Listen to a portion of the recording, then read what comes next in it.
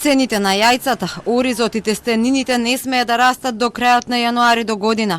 Владата на денешната седница го прифати предлогот на Министерството за економија да се прошири листата со основни прехранбени производи за кои ќе важат цените кои се применувале на 1 декември годинава.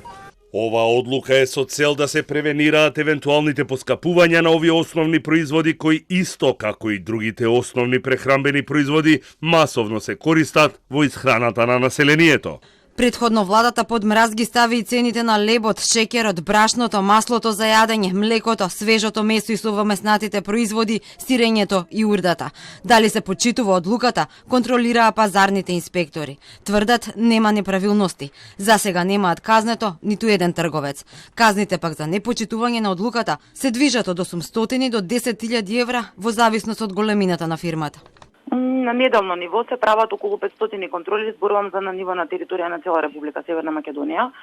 И со оглед на фактот што кажав дека не се утврдени никакви неправилности, се уште нема ситуација каде што некој трговец на мало или на големо ги нема изменето цените или нема постапено согласно оваа нова одлука. Во случај да не се почитуваат одлуките, има законски прописи каде што се вметнати казните.